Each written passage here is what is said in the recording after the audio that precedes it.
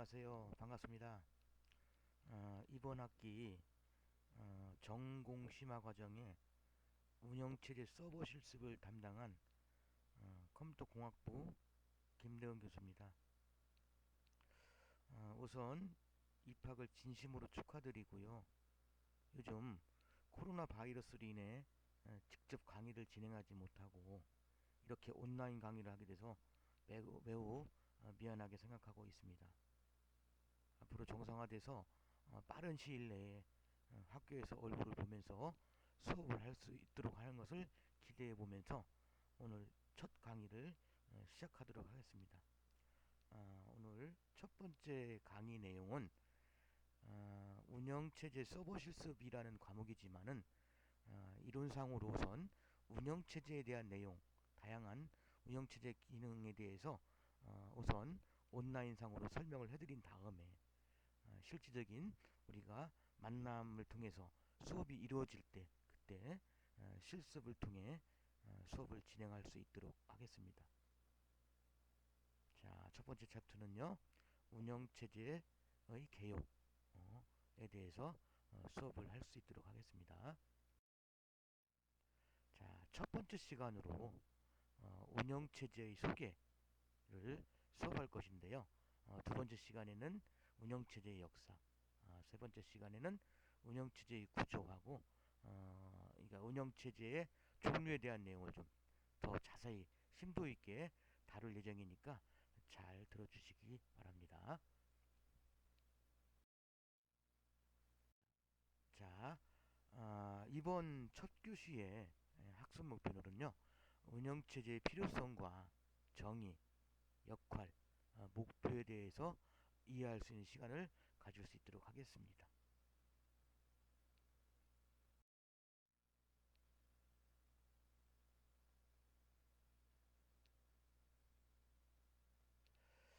자, 우리 일상생활에서의 운영체제를 살펴보면은 우선 운영체제라는 의미가 뭔지를 우선 알아야 되겠죠.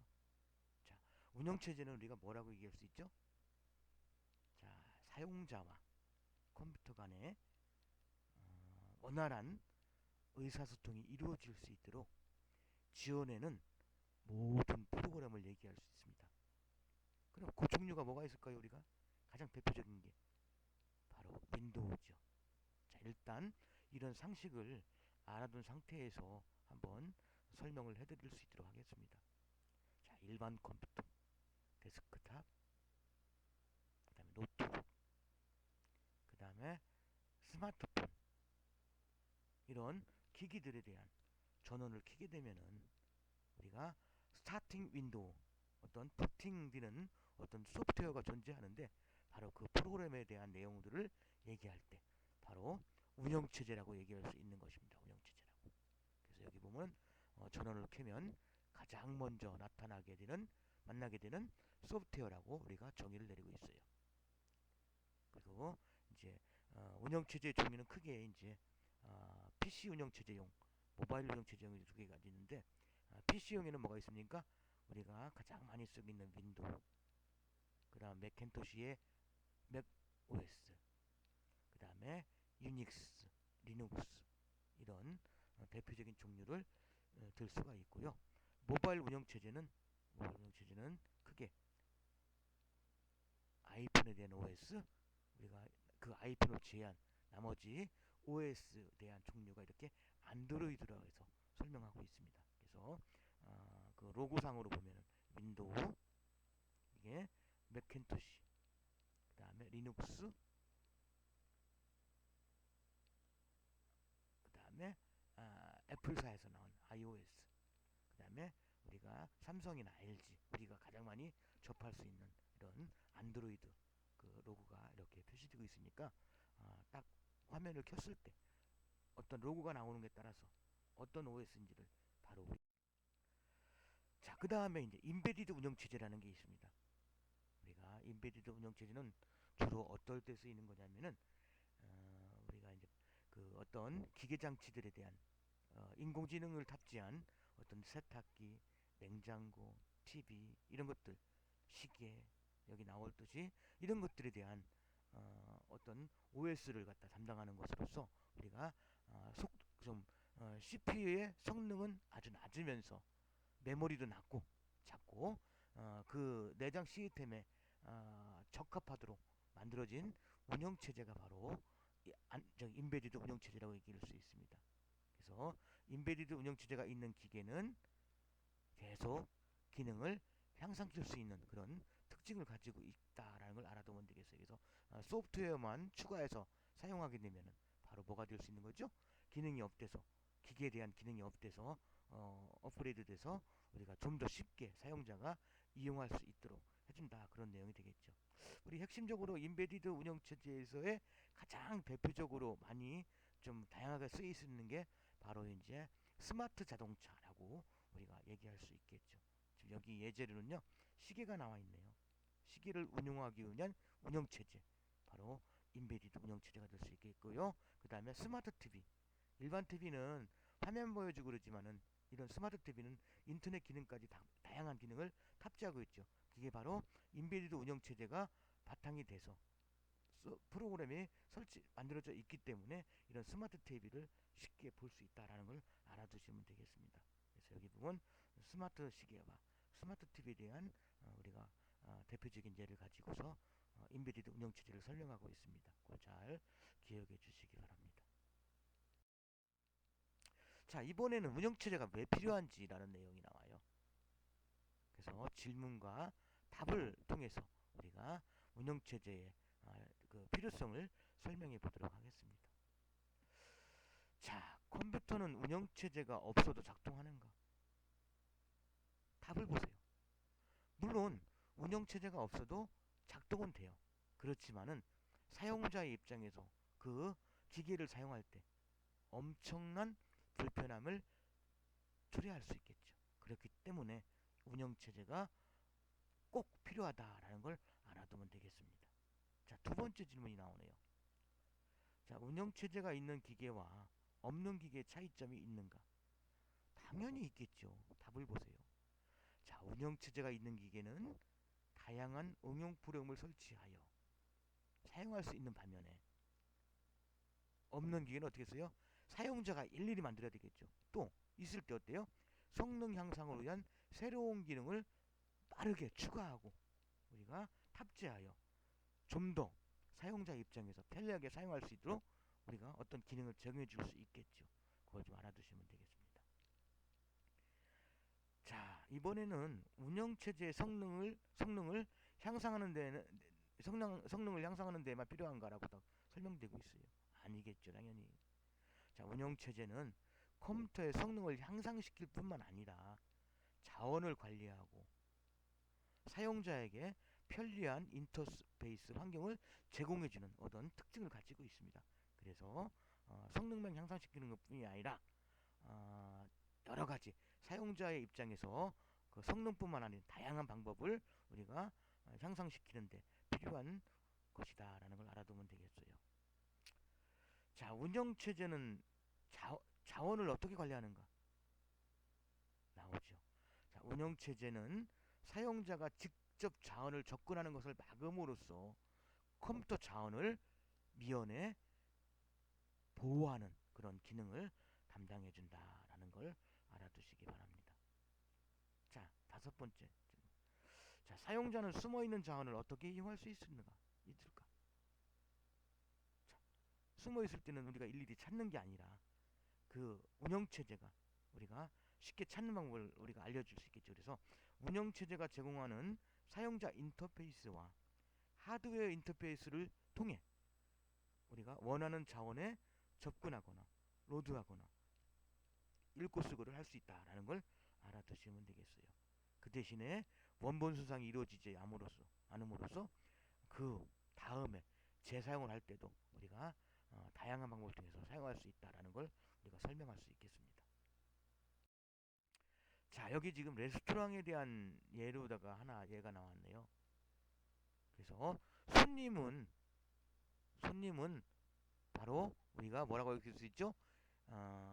여기서 손님은 바로 사용자라고 얘기할 수 있습니다. 사용자, 유저라고 얘기할 수 있고 나머지 식당에 대한 모든 거기에 웨이터, 그 다음에 저기 식당 안에서 요리할 수 있는 사람, 그다음에 식당 자체적인 내용을 바로 뭐라고 알고 쓰냐면 식당 자체를 하드웨어, 그 다음에 요리를 할 수 있는 사람, 식당 안에서 요리할 수 있는 사람, 웨이터를 바로 뭐라고 쓰냐면 바로 운영체제라고 얘기해서 우리가 설명해주면 쉽게 이해할 수 있겠네요. 그래서 여기 보세요. 레스토랑에서 음식을 주문하면 웨이터가 그 음식을 주방에 알려주고, 웨이터가 주방에 알려주고, 손님은 주문한 음식을 제공받을 수 있다. 주문하면 제공받는다. 이게 바로 사용자입니다. 웨이터, 그 다음에 이 부분이 바로 OS가 그 운영체제가 될 수 있겠죠. 그리고 손님이 만약에 멋대로 주방 기구를 만지거나 조리를 하면 주방이 난리가 나겠죠.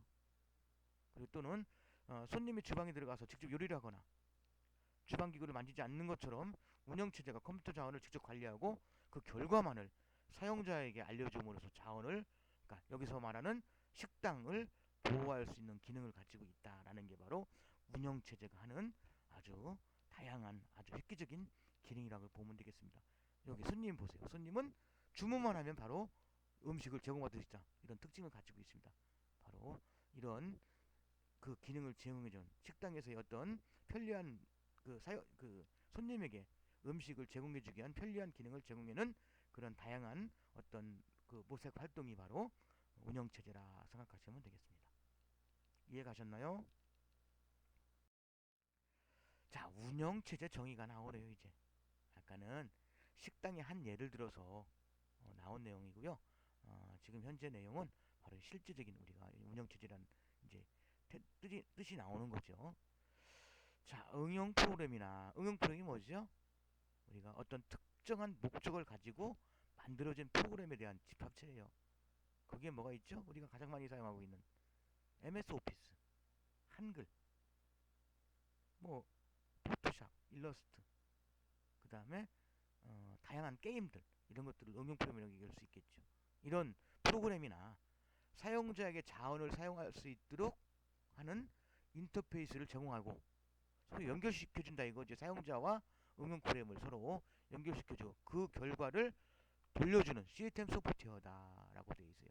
이게 바로 OS다라고 얘기할 수 있는 거죠. 자, 그 다음에 응용 프로그램이나 아까 얘기했죠. 바로 응용 프로그램이나 사용자에게 모든 컴퓨터 자원을 숨기고 정해진 방법으로만 컴퓨터의 자원을 사용할 수 있도록 제한하는 기능을 수행한다. 프로그램이 얽히거나 이런 부분을 미연에 방지하기 위해서 사용자와 프로그램 간의 어떤 연결이 원활하게 이루어질 수 있도록 제공해준다라는 걸 알아두시기 바랍니다. 여기 지금 그림을 보시면요, 잘 좀 더 이해를 쉽게 하실 수 있겠죠. 가장 우리가 눈에 보일 수 있는 게 바로 하드웨어예요. 이렇게 여기에는 이런 종류가 있겠고요. 그 다음에 사용자가 있죠. 그 중앙에는 뭐가 있습니까? 소프트웨어가 존재하고 있습니다. 이렇게 그 소프트웨어 종류에는 뭐가 있습니까? 운영체제가 하드웨어와 사용자 간의 중재 역할을 하고 있고요. 중재 역할을 하고 있고요. 그 운영체제의 테두리에서 응용 프로그램이 구동되고 있고 각종 유틸리티가 우리가 프로그램들이 사용되어지고 있다라는 걸 알아두면 되겠습니다.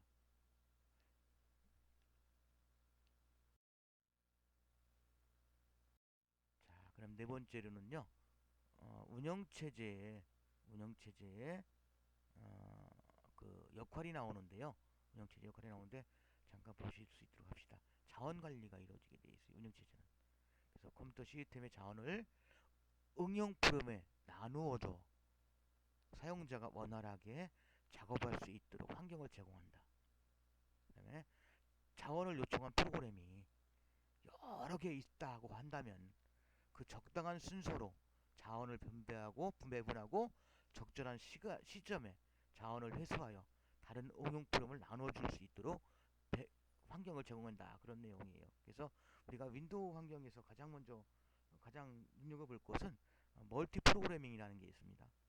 멀티 프로그래밍. 그래서 우리가 여러 개의 프로그램을 동시에 실행시켰을 때 여러 개의 프로그램을 동시에 실행시키는 것 같지만 실제적으로 이렇게 시간을 분해해서 각각을 실행하는 그 방법을 쓰기 때문에 우리가 한 번에 실행된 것처럼 보이지만은 그렇지 않다는 건데, 이게 바로 이제 바로 운영체제에서 그런 역할을 한다라는 걸 알아두시면 되겠어요.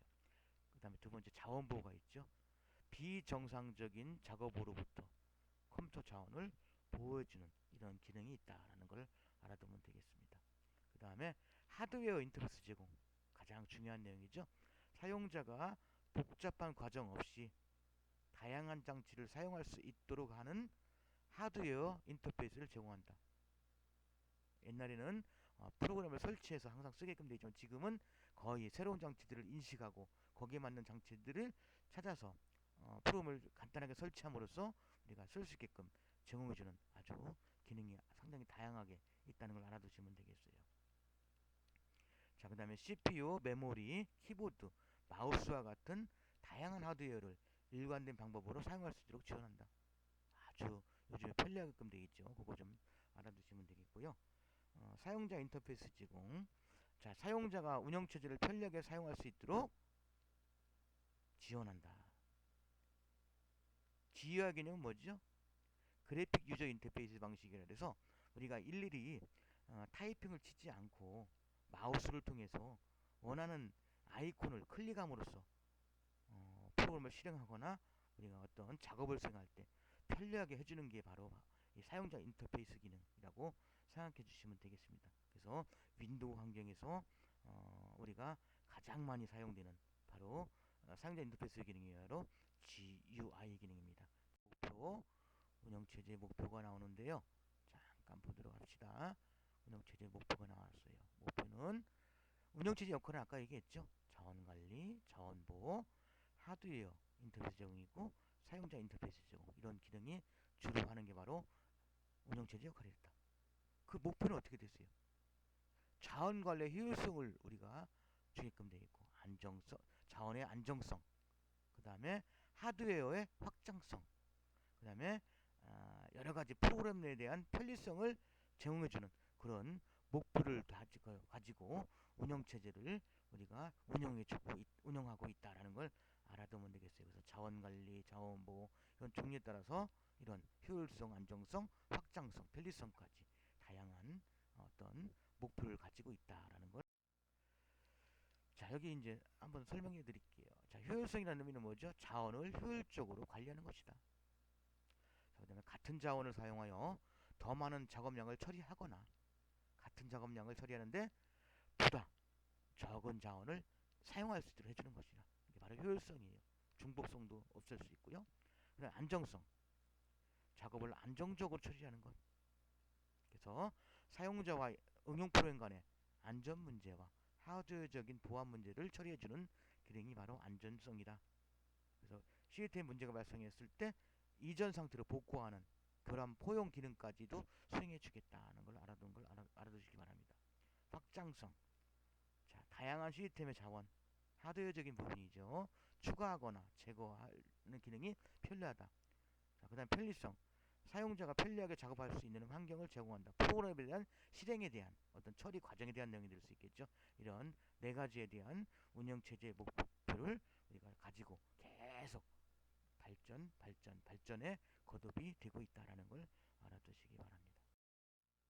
자, 이번 1교시에는요, 말했듯이 운영체제의 기능, 개요에 대해서 설명이 됐고, 운영체제의 목적까지 설명이 됐으니까요, 여러분들 잠시 쉬었다가 바로 2교시 수업을 시작하도록 하겠습니다. 수고하셨습니다.